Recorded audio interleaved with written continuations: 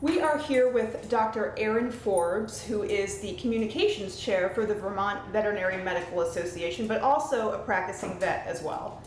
So you definitely have a vested interest in this particular topic. Of course. So when we talk about disaster preparedness as it pertains to pets, before we even get to what's in front of us here and why this is sitting here, what are some of the things that pet owners really need to think about when they know there's an impending storm or some other natural disaster is coming?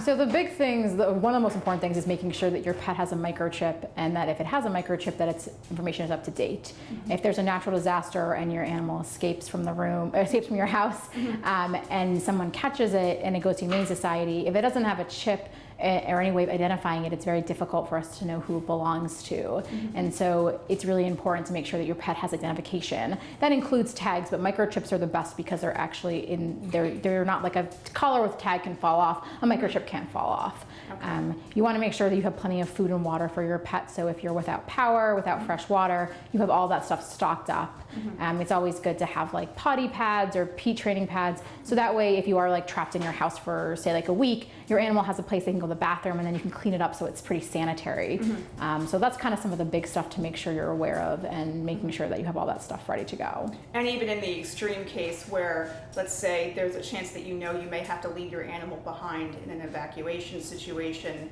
even then there are steps that you can take to somewhat assure that your pet will be safe before they can be rescued by maybe first responders or a Humane Society type group. Yeah, so some of the things you can do to help those people out if you have to evacuate and leave your pet behind is there's like decals for windows where you can write down like how many dogs, how many cats, and other pets you have as well, mm-hmm. and you can put in the windows so that way they know what they're looking for. Mm-hmm. You can make sure you leave out food and water for your pet and try to confine them to a safe area, like a safe room in your house.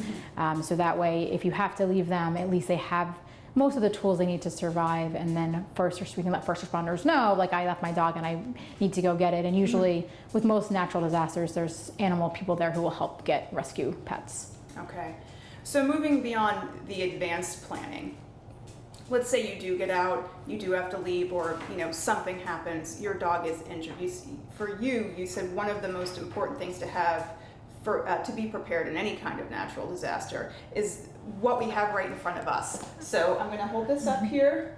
Okay, it says dog first aid kit.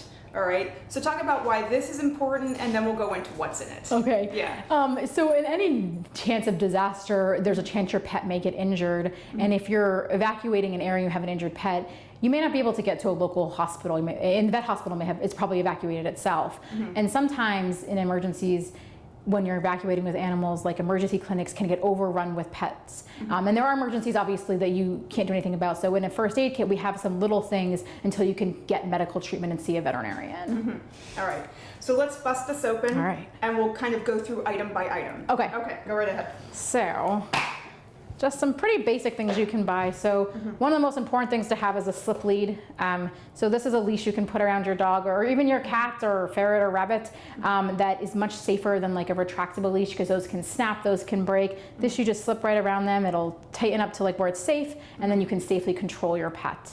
And let's just hold it up for 1 second so you can see it. Literally, it's just like a little cinch. Yeah. It runs through like that, and you pull to tighten, and that really, like you said, is much more slip-proof. It's much more slip-proof, it's much safer, and especially if you have an injured animal who's hurt and in pain, this is also a safe way. Like if they're flailing, you can make it really big and then slip it over their neck, so you're not putting your hands too close to them, because when animals are in pain, they might bite you, not out of malice, but just because they're painful. Right. Which brings us to a muzzle. So it's a really good idea to have a muzzle in your first aid kit, because a lot of times if a dog gets cut and they're in a lot of pain, a response to that is to bite, and it's nothing to do with your animals not being aggressive. It's just that's a natural response. So if you can muzzle them, you can also then safely address, like if they have like a gash on their leg that's bleeding and you want to try and wrap it up, but if they're trying to bite you, you can't safely do that. With the muzzle, you can safely put this on, and then you're able to address those issues at hand and keep them from biting you and keep everyone safer. Right.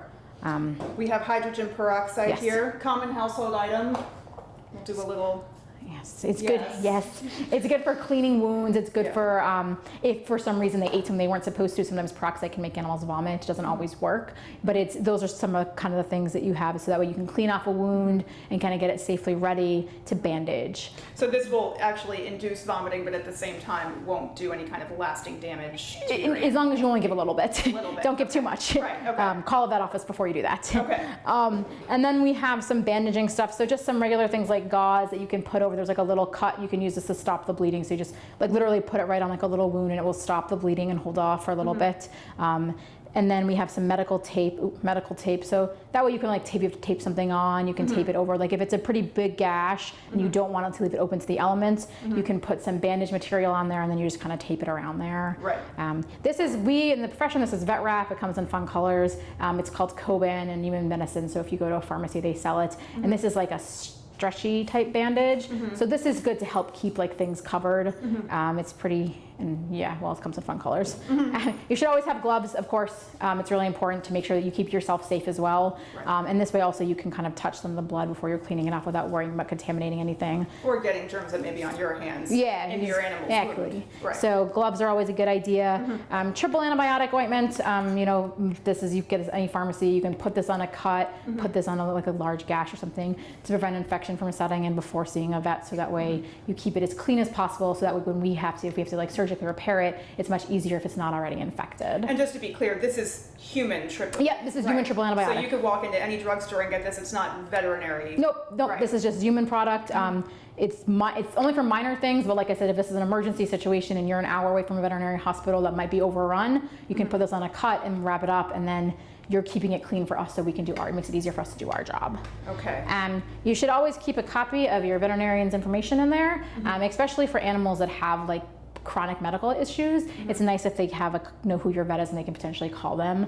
And then also you should keep your pet's records. Like if you have a dog or cat that has a chronic medical condition, so like things like hyperthyroidism or diabetes is a big one, or dogs that are like, it has been called hypoadrenocorticism, you want to have all that in your first aid kit, so that way when you go to a vet you can just be like, here's my medical history. Because that way you're emotional and it's scary, we don't have to rely on you for facts, we have it all written down or typed up for us, and we can say, oh, okay, you need this medication, we can give that to the dog, no problem. And then also a thermometer as well.